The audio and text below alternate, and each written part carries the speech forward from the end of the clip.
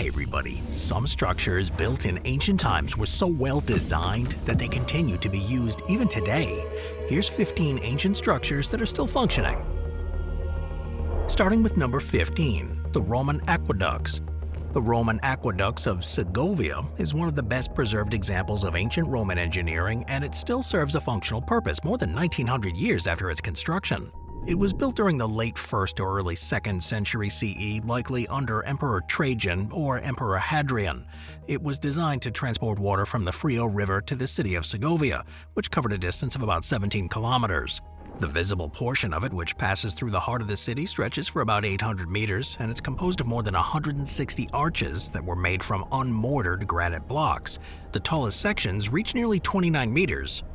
The design relies on gravity to move water through a subtle gradient. That's a method still understood and used by modern engineers. For centuries, it supplied Segovia with drinking water, and while modern plumbing now handles the majority of any water distribution, parts of the system remain integrated into their infrastructure. It's required maintenance throughout its long history. Repairs, of course, were carried out during the medieval period, particularly during the reign of Catholic monarchs in the late 15th century, where parts of the structure were restored after damage during conflicts with the Moors. Despite that, though, much of the original masonry remains intact. It's also benefited from some preservation efforts in the 20th and 21st centuries aimed at reducing wear caused by pollution and urban development. Beyond its role as a historical monument, it functions as a minor water conduit, still channeling waters for fountains and other non-potable uses within Segovia. The presence here illustrates the lasting utility of Roman infrastructure, which was often built with an eye towards both immediate use and future resilience. Its enduring presence illustrates the lasting utility of Roman infrastructure, which was often built with an eye towards both immediate use and future resilience. Number 14, the Pont du Gard. The Pont du Gard, located in southern France, is another surviving aqueduct that still functions, though on a reduced scale. Construction in the 1st century CE, likely during the reign of Emperor Claudius, the structure was part of a nearby 50-kilometer-long aqueduct system that carried water from springs to the Roman colony of Nemesis, modern-day Nimes. The bridge portion survives, spanning the Gardon River, its most monumental section of the system, and it stands as one of the highest Roman aqueducts ever built. It stands over 49 meters above the river. It features 3 tiers of arches, with the largest on the bottom supporting progressively smaller tiers above. This kind of design ensures stability, allowing it to withstand centuries of stress, including floods and earthquakes. The aqueduct supplied more than 5 centuries worth of water, supporting public baths, fountains, and private households. Even the decline of the Roman authority in the region, parts of the aqueduct continued to be used, and the bridge itself served as a toll crossing during the medieval period. Restoration efforts in the 18th and 19th centuries helped preserve the structure after centuries of wear and tear. In the modern era, though, while the full aqueduct system is no longer in operation, it channels small amounts of water, and it shows that engineering principles that made the Roman aqueduct so enduring. Today, visitors can walk across the lower tiers of the bridge, much as travelers did centuries ago. The surrounding area has been developed into an archaeological park, offering insight into Roman water management and daily life in Nimes. Number 13, the Theater of Marcellus. The Theater of Marcellus, completed in 13 BCE under Emperor Augustus and named after his nephew Marcus Claudius Marcellus, is one of the oldest surviving stone theaters in Rome, and it's still in use today, though for very different purposes than originally intended. The theater was designed to host plays and musical performances, with a seating capacity between 11 to 20,000 people. The semicircular design, the tiered seating, and excellent acoustics exemplify Roman approaches to entertainment, later serving as a model for other theaters and amphitheaters across the empire. Constructed primarily from tuff and concrete faced with travertine, the theater originally had 3 levels of arches: Doric columns on the lowest tier, Ionic above, and possibly Corinthian on the top level. This combination of function and aesthetics allowed for easy crowd movement while maintaining a monumental appearance. After the fall of the Western Roman Empire, the theater fell into disrepair and eventually was repurposed during the medieval period. Over the centuries, it continued to be adapted into the needs of the city, including use as a warehouse and later as a private apartment. Despite the changes, though, the lower arcades and significant portions of the original Roman masonry remain intact.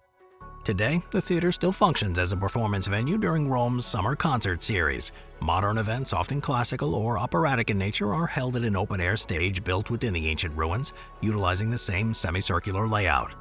Visitors to the site can walk around the exterior, explore its arches, and witness how successive generations layered their own history onto the Roman foundation, making it a living monument and a functioning public space.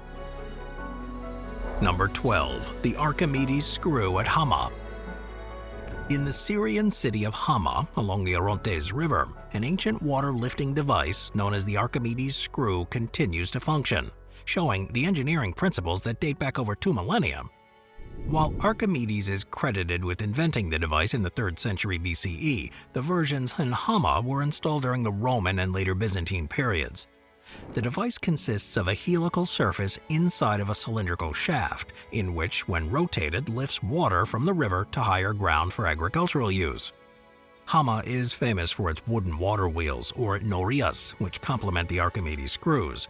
These norias, some dating back to the 13th century, were built atop foundations of much older hydraulic systems. This combined use of water wheels and screws allowed residents to irrigate fields and provide drinking water to the population. Unlike the aqueducts of Western Europe, which relied primarily on gravity, these mechanisms would provide vertical lift, essential in the terrain of central Syria. Their basic design remains unchanged. Manual or mechanical rotation raises water through the tube, emptying it into elevated troughs. The longevity of these devices shows the simplicity and the effectiveness of them, with similar designs still used worldwide in modern irrigation plants. Although conflict in the region has threatened many of Hama's historic structures, restoration efforts have been made to preserve both norias and the older screw mechanisms. They continue to serve as educational tools, showing to visitors and engineers how ancient civilizations addressed the challenges of water management in these environments. The continued operation of these devices, however limited, shows the practicality of ancient technology and its relevance even in the context of modern engineering. Number 11. The Tower of Hercules. The Tower of Hercules, located on a peninsula near the city of A Coruña in Galicia, Spain, is the oldest functioning lighthouse in the world. Built by the Romans in the late 1st century CE during the reign of Emperor Trajan, it was originally known as the Forum Brigantium. Standing about 55 meters tall, it was designed to guide ships along the northwestern coast of the Iberian Peninsula. Remarkably, it still serves as an active lighthouse today, continuing a nearly 2,000-year tradition of maritime navigation. It originally featured a spiral ramp within the tower, allowing workers and animals to haul fuel to the top where a fire beacon was maintained. This design is still considered highly advanced for its time, showing Rome's commitment to ensuring safe sea travel. In the Middle Ages, the lighthouse remained in use, although the fire beacon was ultimately replaced with other light sources as technology evolved. Significant renovations were undertaken in the 18th century under King Charles III of Spain, when an architect rebuilt the exterior in a neoclassic style while preserving the original Roman core. That renovation added a new outer wall and staircases, but it retained the ancient interior structure. In 2009, the Tower of Hercules was designated a UNESCO World Heritage Site.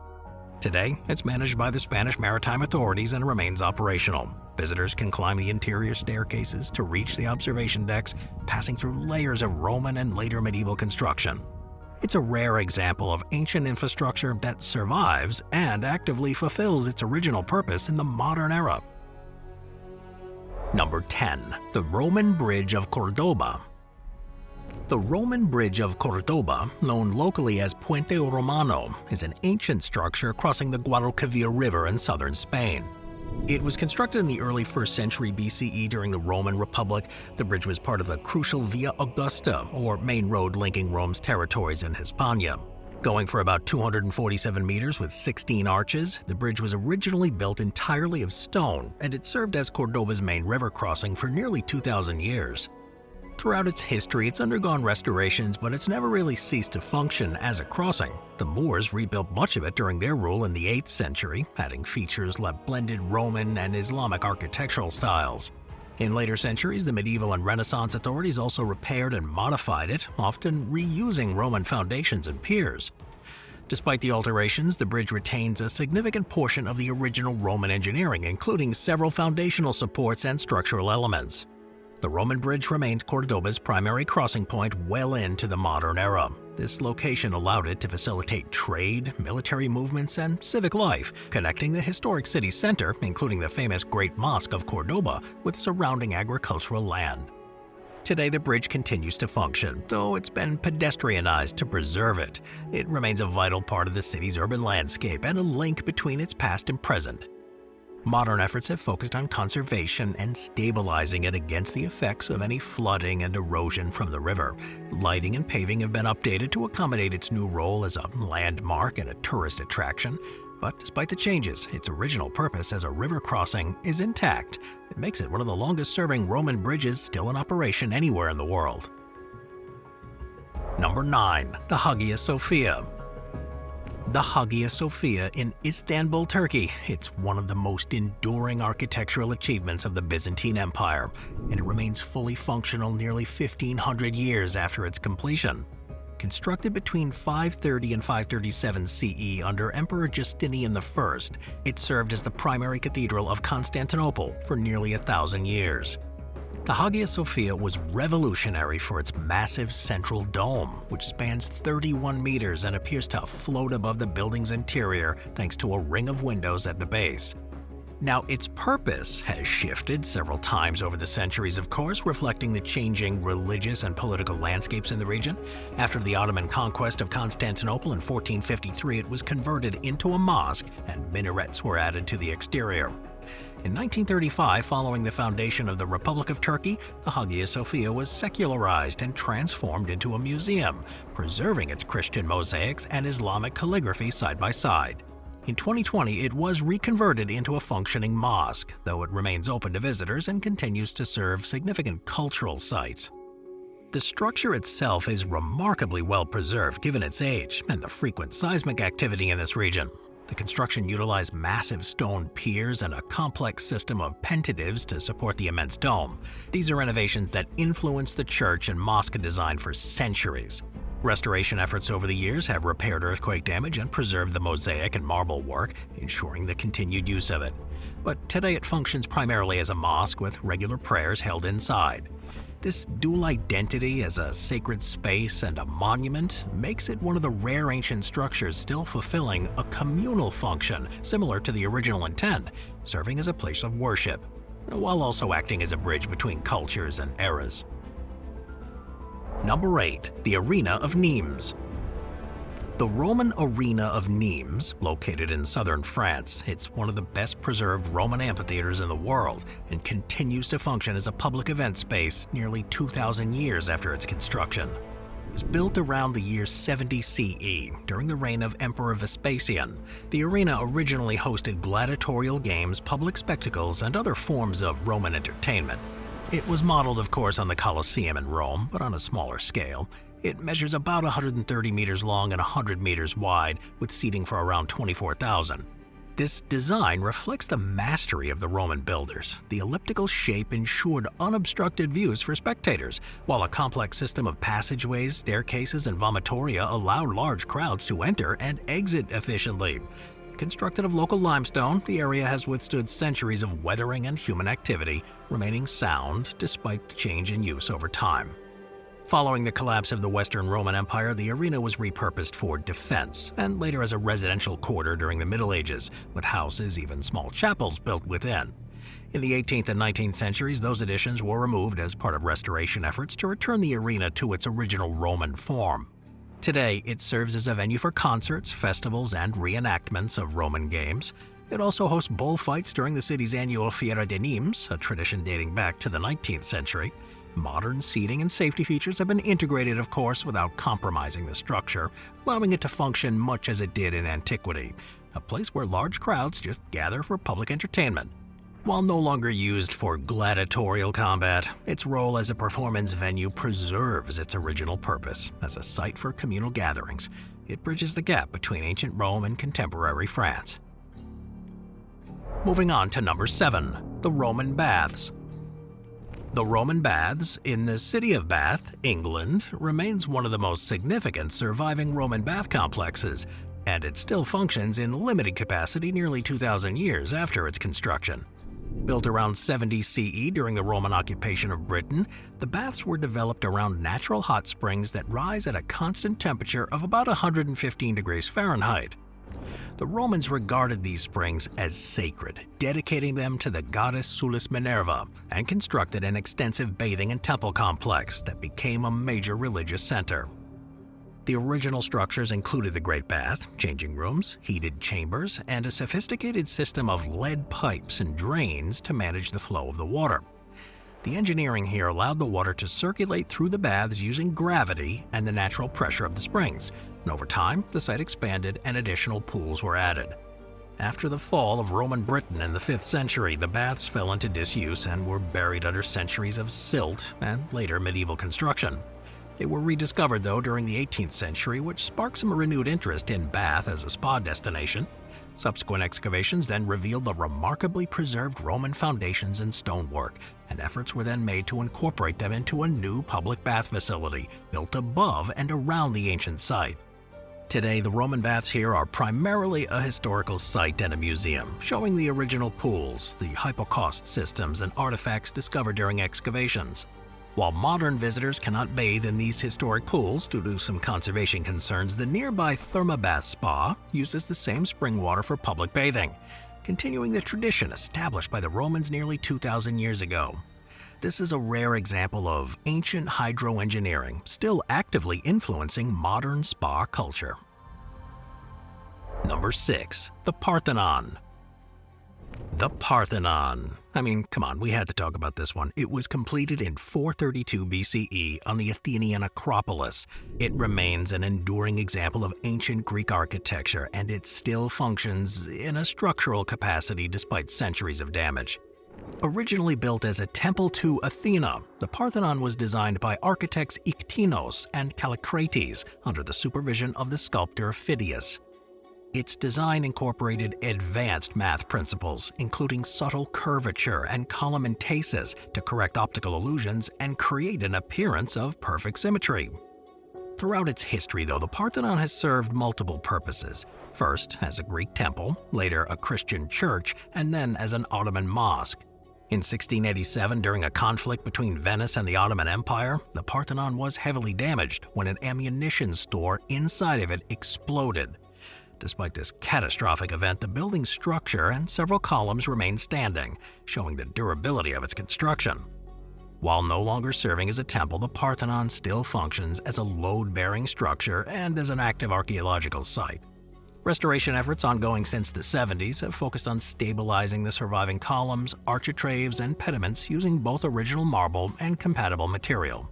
Today, it's a functioning component of the Acropolis complex, housing ongoing religious ceremonies on special occasions and serving as a focal point for Greek cultural identity.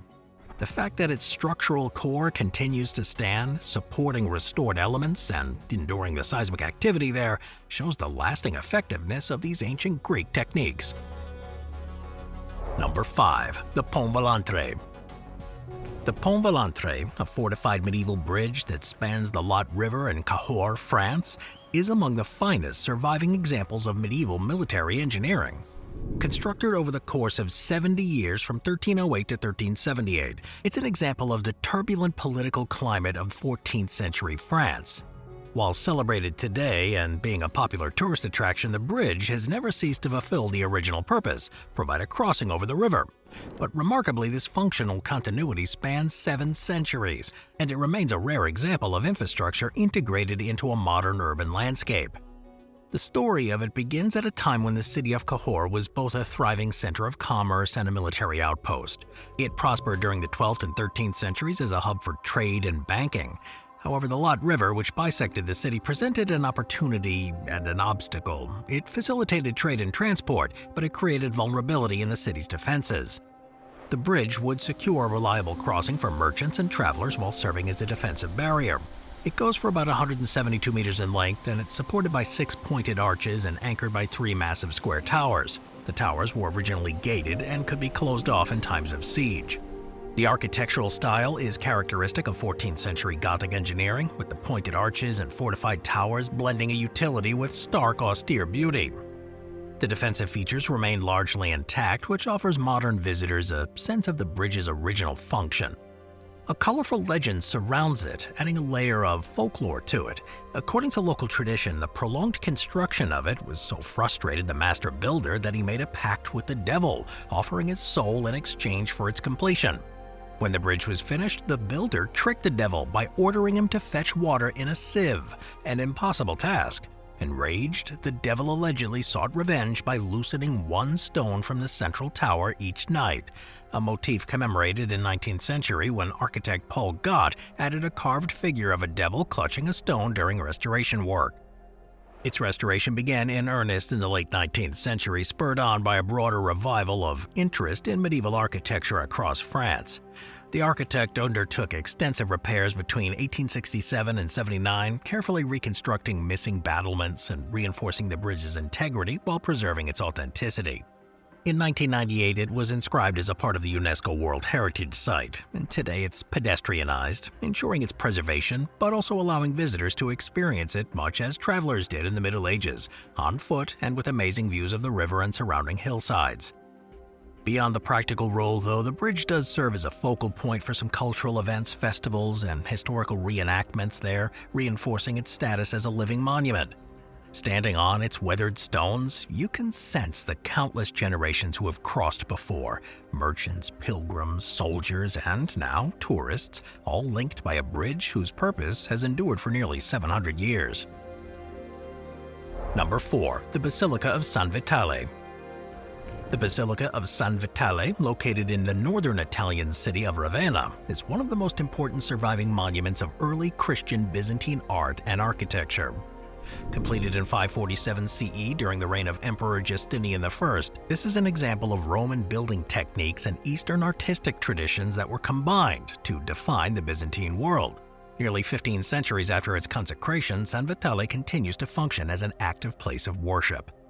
In the early 5th century, the city became a capital of the Western Roman Empire, chosen for the defensible position amid the marshlands and proximity to the Adriatic. Even after the fall of the Western Empire in 476 CE, Ravenna retained its importance as the seat of the Ostrogothic kingdom and later as the administrative center of the Byzantine Exarchate of Italy. It was within this dynamic and cosmopolitan context that San Vitale was constructed, showing the continuity of Roman traditions and the ascendancy of Byzantine influence in the West.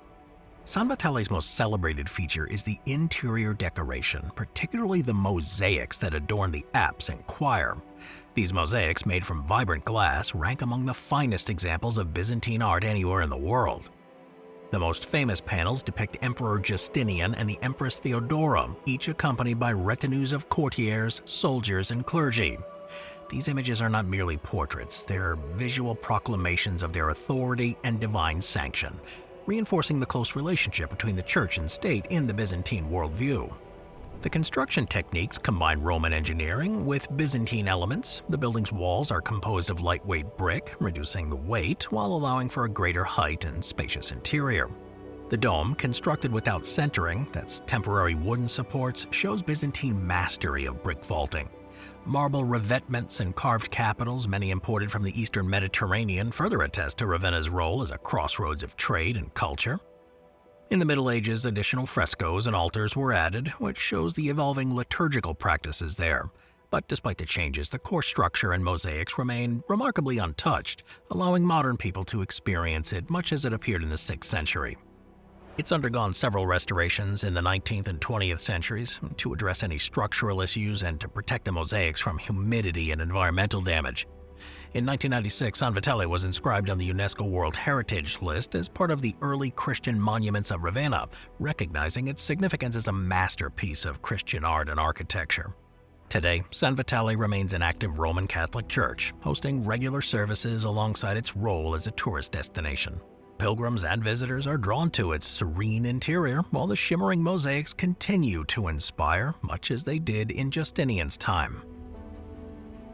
Number 3. The Roman Theatre of Orange. The Roman Theatre of Orange, located in the town of Orange in southern France, is one of the most remarkable examples of Roman entertainment architecture. Constructed in the early 1st century CE, likely during the reign of Emperor Augustus, this monumental theater was designed as part of Rome's broader efforts to consolidate its culture in the newly annexed provinces of Gaul. Nearly 2,000 years later, this theater not only stands as one of the best preserved Roman structures in the world, but also continues to serve its original purpose, hosting performances and public gatherings. The city of Orange, known in antiquity as Arusio, was established as a Roman colony around 35 BCE, primarily populated by veterans of the Second Gallic Legion. Theaters in the Roman world were more than just entertainment venues, they were essential cultural tools for disseminating Roman language, values, and traditions. From a design perspective, it adheres to the canonical features of Roman theater architecture while incorporating some unique local adaptations. It measures about 103 meters in width and 37 meters in height with a semicircular cavea or seating area that could accommodate between 5,000 to 7,000 people. One of its coolest features is its monumental stage wall, known as the Sine Franz, rising to an impressive height of nearly 37 meters. This wall originally featured multiple stories of columns, niches, and statues, including a central figure of Augustus himself. Performances at the theater included a wide range of entertainment, plays, pantomimes, musical events, and public ceremonies, in where Roman theaters were integral to their civic festivals and religious festivals, many of which were tied to the imperial cult. Audiences would have experienced productions of both Roman and local Gallic origin, often with elaborate stage machinery and costuming. But following the decline of the Western Roman Empire in the 5th century CE, the theater, like many Roman monuments, fell into disuse. However, the structure made it a valuable asset during the turbulent medieval period. Houses and other structures were built within the area, and the site evolved into a self-contained neighborhood over several centuries. Its rediscovery and restoration began in earnest in the 19th century, spurred on by growing European interest in classical antiquity. The French government, recognizing the site's significance, initiated extensive preservation efforts that stabilized it and prepared it for renewed use as a performance venue. Today, it is best known for hosting an annual opera festival that draws performances and audiences from around the world. The festival, established in the mid-19th century, takes advantage of the theater's acoustics, which remain so effective that minimal amplification is even required for large-scale productions. The site is a focal point for archaeological research, offering insights into Roman provincial life and the spread of architectural forms beyond Italy. This theater shows how ancient structures, when preserved and adapted thoughtfully, can remain vibrant parts of your modern life while offering unparalleled windows into the past. Number 2. The Cloaca Maxima. The Cloaca Maxima, or Great Sewer, is among the oldest and most remarkable feats of urban engineering from the ancient world. Constructed in the 6th century BCE, it was initially commissioned by the Etruscan kings of Rome to drain marshy lowlands between the city's hills and create habitable land. Over subsequent centuries, the system was expanded and enclosed by the Romans, transforming it into a vital component of their sanitation and flood control infrastructure. Now, astonishingly, portions of it remain functional today, integrated into Rome's modern drainage network. Its initial purpose was pragmatic. Rome's early settlement was concentrated on the Palatine and Capitoline hills, but the area between them, the future site of the Forum, was prone to flooding from the Tiber River. To make this central area usable, early Roman engineers dug open channels to divert water towards the river. Over time, these channels were lined with stone and eventually vaulted. The result was a hybrid drainage and sewer system way ahead of its time, allowing for dense urban development in what would become the heart of the Roman Republic. The construction techniques used were characteristic of early Roman and Etruscan engineering. Large blocks of tuff and later travertine were cut and fitted together without mortar, forming durable walls and barrel vaults capable of withstanding the pressure. These tunnels were designed with a slight gradient to maintain the continuous water flow, and it's a principle still employed today. But despite the utility, it wasn't a sewer in the modern sanitary sense. While it did carry waste away from the city, there was no separation between stormwater and human refuse, and untreated effluent flowed directly into the Tiber. Nevertheless, the system represented a major advancement in public health. Its existence allowed Rome to grow into one of the most densely populated cities of the ancient world, with estimates of over 1 million people at its peak. Portions of the system continued to function throughout the Middle Ages, often rediscovered and cleared during periods of urban expansion or after flooding events, and in modern times sections of it remain connected to Rome's drainage infrastructure. While the city now relies on extensive modern sewer systems, the ancient tunnels still channel stormwater and runoff into the Tiber. Access points to the system are limited, but certain portions are visible from the fountain boarium or along the riverbank, where the vaulted stone channels emerge into the open air. Modern engineers study it not only as a historical curiosity, but as an example of a sustainable infrastructure, proof that well-designed systems can outlast the civilizations that built them. It shows the practical genius of Roman civilization, which prioritized functional solutions to everyday challenges. This system enabled the growth of the Roman form into the political, religious, and commercial heart of the empire, and it set a precedent for urban sanitation that influenced subsequent civilizations. Today, while most Romans and visitors pass above it unaware, the Cloaca Maxima continues its quiet work beneath the city. Number 1. The Colosseum. The Colosseum.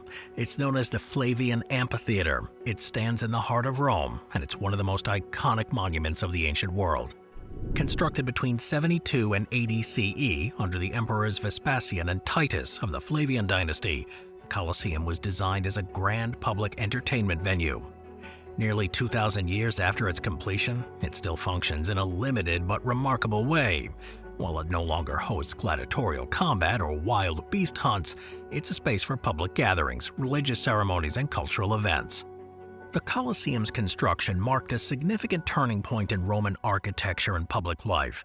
It was built on the site of Nero's former private lake, part of the luxurious Domus Aurea complex. It symbolized a return of land to the people of Rome after the excess of Nero's reign. The name, Colosseum, likely derives from the colossal statue of Nero modeled after the Colossus of Rhodes, which stood nearby. Measuring about 189 meters long, 156 meters wide, and standing over 48 meters high, it could accommodate an estimated 50 to 80,000 people. The elliptical design provided unobstructed sightlines from every seat, while a complex system of corridors and staircases, known as the vomitoria, allowed crowds to enter and exit in a matter of minutes. The building's outer walls, constructed of travertine limestone, are supported by a network of radial walls and concrete vaults that distribute weight evenly, ensuring its stability even after centuries of quakes. But one of the Colosseum's most innovative features was the hypogeum, an underground network of tunnels and chambers located beneath the arena floor. This complex housed gladiators, wild animals, and elaborate machinery, including elevators and trapdoors that allowed for dramatic entrances during the games. The arena floor itself was wooden, covered with sand to absorb blood and provide traction. The games held here included gladiatorial combat, animal hunts, public executions, and staged naval battles when the arena was occasionally flooded. These spectacles were more than mere entertainment. They served as instruments of the imperial propaganda, showing the power and generosity of the emperors who sponsored them. Following the decline of the Roman Empire, the amphitheater ceased to host the gladiatorial games by the early 5th century CE, and it was later used for animal hunts until the 6th century. The Colosseum also served variously as a fortress, a Christian shrine, and housing for artisans. Those adaptations, while altering the original structure, ensured its survival by integrating it into the fabric of the city rather than leaving it abandoned. By the 18th and 19th centuries, a growing interest in classical antiquity spurred efforts to restabilize the monument. Papal decrees reorganized the Colosseum as a sacred site due to the belief that early Christians had been martyred there, and Stations of the Cross were installed inside of it, a tradition that continues today with the annual Good Friday procession led by the Pope. Today, the Colosseum serves primarily, of course, as a tourist attraction and an archaeological site. It draws over 7 million people each year. However, it also retains its ceremonial function. Occasionally, concerts and cultural events are staged within, carefully managed to prevent any damage, and the continued functionality, albeit in a drastically different form from its ancient origins, shows the legacy of Roman engineering. It's a case study in adaptive reuse, a building conceived for one purpose, abandoned and repurposed multiple times, yet still relevant in contemporary society. It's simultaneously a monument to imperial ambition and a reminder of human cruelty, a site of Christian reverence and a global symbol of culture. Its survival through earthquakes, invasions, and centuries of urban change show the resilience of ancient architecture and the value of ongoing preservation efforts. It's a living monument. It's a place where past and present coexist, and where Rome's influence on architecture, engineering, and public life is palpable.